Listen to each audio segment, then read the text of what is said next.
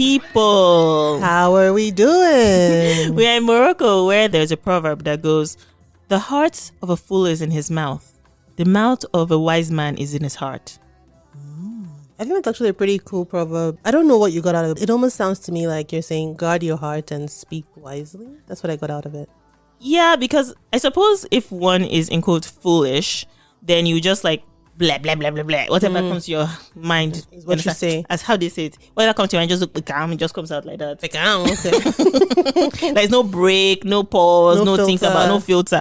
And anyway, let me not even go into that, because I was going to make a comment about people that say they are brutally honest and just end up being rude. And I think this proverb will really apply to them, because those people that say, "Oh, I have no filter. I'm just brutally honest. Say it how it this is. I am." I feel like honestly, it's just an excuse, because empty barrels make a lot of noise and all that stuff. But okay, now back to the podcast. Morocco has a rich array of foods and spices with lots of side dishes, dips, flatbreads, and meat.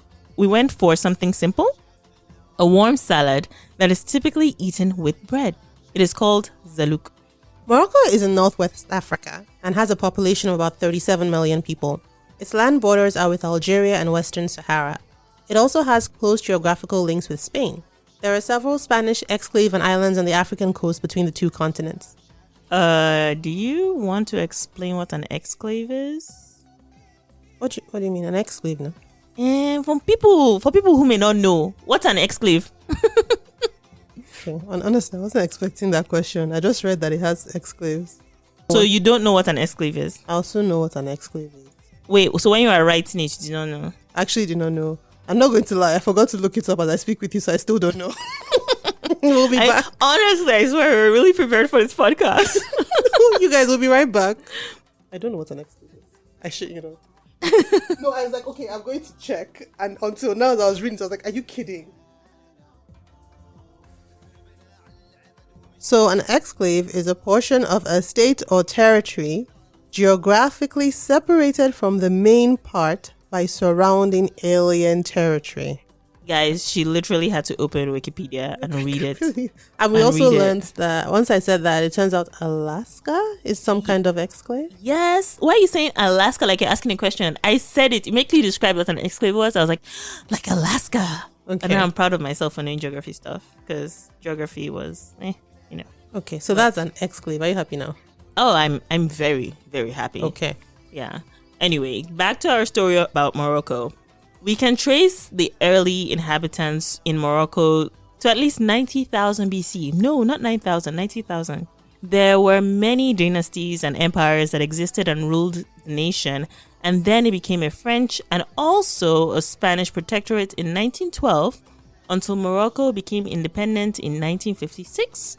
The official languages are Arabic and Berber, but because of the French influence, French is also spoken. This French influence has also made its way into the cuisine, which is not surprising. There's also Andalusian influence in the cuisine because of Morocco's proximity to Spain. So you have Berber, Mediterranean, and bits of sub-Saharan African influences as well. So Morocco's most famous type of food is arguably, drumroll, couscous.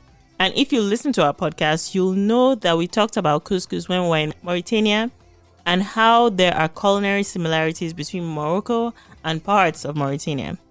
It can be eaten in so many ways, with meats and sauces, with raisins, all kinds.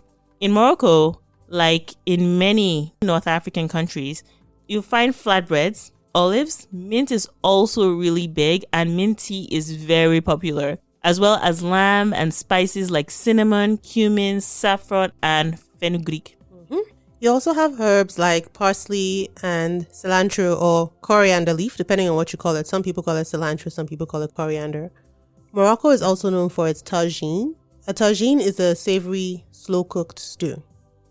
The word tagine is actually referring to the clay pot that you make this stew in. So there are different kinds of tagines because you can cook different kinds of stew in them.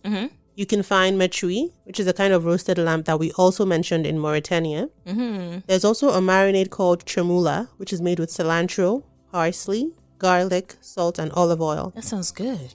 Actually, different kinds of chermoula, depending on what you add to them. This one I've actually talked about is called a green chermoula. And nice. if you check out my Instagram page, 234 Pantry, which I'm shamelessly plugging, Okay. I've posted about fish tremula there before. So fish tremula is basically just fish that you marinate with tremula sauce and bake. There's also this dish that sounds absolutely delicious called bastilla or pastilla. It used to be made with pigeon, but nowadays making it with chicken is more common. So you take this chicken and cook it in broth that has spices like ginger and saffron. Then you shred the chicken and cook eggs by scrambling them. You then grind some roasted almonds coarsely with sugar. So you then take the chicken, the eggs, the almond sugar mix and wrap it all in a really thin and flaky pastry kind of phyllo dough.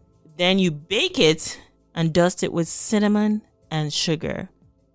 That sounds heavenly. That sounds great. It's such an interesting combination because you have savory and then you have sugar, and I'm very fascinated with that. One of my things. Why didn't we make this one? We could, if you want to cook it, that's doable. When I say we, I kind of meant you. So why didn't you make this one? You see, I was sick that day. I did not get the memo. I don't like you again. Anyway. In addition to Bastilla, you can find rifissa, R-F-I-S-S-A. Mm-hmm. Rifissa is stewed chicken and lentils seasoned with spices and served over flatbread. One of the spice blends for this dish is Ras El Hanout. And this actually brings back memories because one of our first dishes in Africa in my kitchen featured Ras El Hanout. Can you guess which one? We'll give you a hint. It starts with A and it ends with A. That's what we're going to tell you. Now, let's talk about Zaalouk, which is our feature dish that Ijeoma made instead of the other more delicious sounding one. But okay. It is a really simple dish, actually. It's a salad, but with cooked ingredients. So it's like a warm salad that you eat with bread. The two primary ingredients in Zaalouk are eggplant and tomatoes. So what you need to make this is, like I said, you have your eggplant, you have your tomatoes, then you have some fresh parsley and fresh cilantro. I will confess I didn't want to buy fresh parsley because parsley is one of those vegetables that I use very little of and the rest of it goes bad. So I had some dried parsley and I just substituted with that. So you have your eggplant, your tomatoes, fresh if you have parsley and cilantro. You have some garlic, which you chop, some salt, pepper, cumin, and olive oil. I found from looking at the recipes that there are two different ways that people can make Zaalouk. One way I found was that people take the eggplant and chop it up, and then they just cook it with the rest of the other dishes. Other people first roast the eggplant, and then they scoop out the flesh and throw away the skin. I chose not to throw away the skin, but I did roast the eggplant. So I kind of did in between. I roasted the eggplant and then chopped it up into cubes that I had cooled down. So basically what you do is you chop up the tomatoes, you have your eggplant, and you saute this chopped up tomatoes, chopped up garlic, the parsley, the cilantro, and all the spices in olive oil. You cook on medium heat till the tomatoes turn into like a mushy sauce, right? Because you want to get it liquefied. That takes about maybe 15 to 20 minutes. And you keep stirring it so it doesn't burn. And then once that's done, you add your eggplant. And then depending on how chunky you want it, you mash it up a little bit. I think most people don't. I think it's not supposed to be too chunky. So you just mash it up quite a bit. And then you just cook it a little more, maybe an extra 10, 15 minutes, allowing all the flavors to blend together. And then if you want, you can add some lemon. I chose to finish cooking it first and then squirt with a little bit of lemon. It's like a chunky sauce. Actually, another thing I wanted to mention is we call it eggplant here, but if you're in Europe, you may know it as aubergine. Ooh, yeah. So also the yellow color comes from when it's cooked. Yeah, I think, well, for me, it's more like a dark. You have cumin, but there's a negligible amount of cumin. And cumin is more brown. Maybe you're thinking of turmeric that's yellow. Okay, then. All right. So, what did you think about the dish? I liked it. I felt like it was light. It was a bit creamy. I liked it a lot with the lemon. Oh, creamy. That's the description I was thinking about when I was describing it. So, it's a creamy consistency. There we go. Yeah, but not creamy runny, like creamy Not thick. creamy runny. Like, yeah, there we go. That's what I said the first time. And interestingly, I just realized that I'm looking at my notes now from my first impressions, and I remember that you asked if it had chickpeas in it. Yeah. And I wrote there, eggplanty chickpea-like. Funny enough. So I don't know why. But yeah, it's kind of difficult to explain. If you're familiar with the texture of, say, chickpeas and eggplants that are mashed, you kind of understand that it's almost like It's almost the consistency of a really thick dip, I guess. But it's creamy and it has like this whole... If you're also familiar with Mediterranean dishes, so if you're familiar with the flavors of cilantro and parsley, you might kind of understand what we're getting at here. So how did it taste? That's what I'm trying to describe. It's I felt it was creamy, slightly tangy, and kind of fresh. Okay. Yeah, my mouth felt fresh. The thing though I noticed about it was I can see how maybe it would the fresh be, from the lemon you added. but I didn't add lemon to yours. Did you hear me say it was fresh? I'm pretty sure that I gave you a lemon quarter to try with this salad. You did. Did you use it? No. Okay. So like I was saying, I'm a big garlic fan, so I think garlic wasn't enough. I think I understand how it will go really well with flatbreads, with the warm, toasty flatbreads. But I couldn't eat it by itself. Like I ate it by itself in one go, and I was like, no, I would need something to break this up, like the taste of it. So I liked it, but I think I couldn't eat a lot of it at a time. I'm not quite sure why. Yeah, it reminded me of hummus. That makes sense, but not as thick as hummus. I don't want to go back into talking about the consistency, but it had that hummus-like taste. So if you've eaten hummus, particularly the ones that have some, I think some of them have parsley or something in it.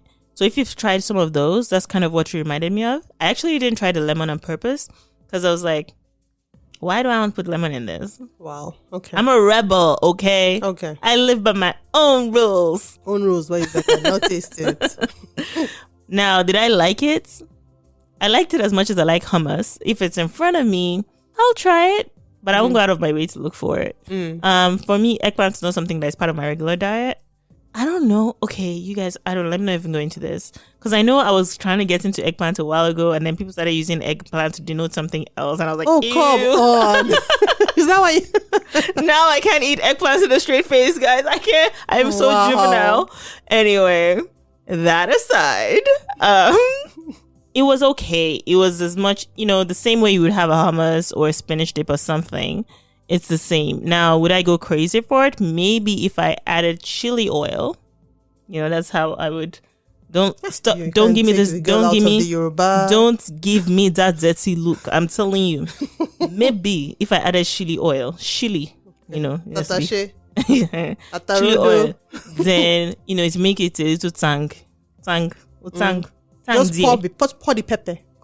Dear. But overall, I can see how it's healthy.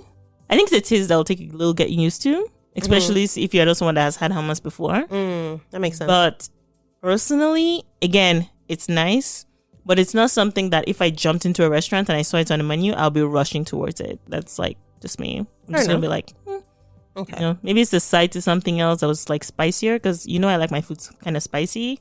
Yeah, but it's felt like a side. Like a dipping sauce, which was, I guess, cool. Maybe you should have added some meat.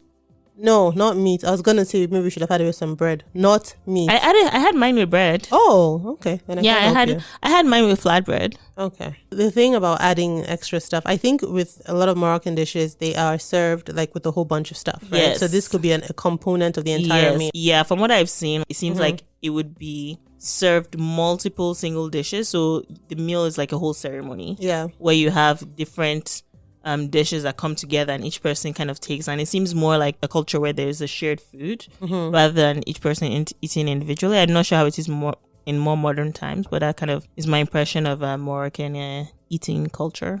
Okay.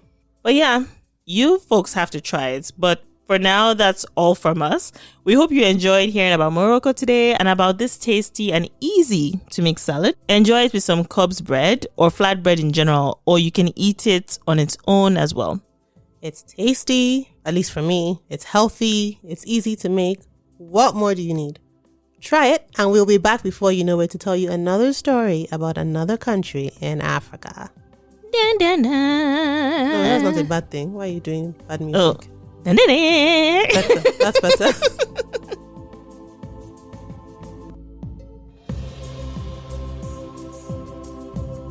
Thank you for listening.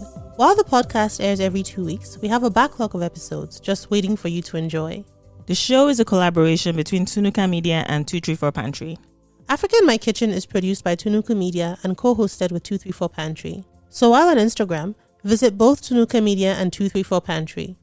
With Tunuka Media, you'll find out about more shows produced which aren't necessarily food related, while on 234 Pantry, you will get more food related content. For example, Tunuka Media also produces another show called Overlooked, which I host.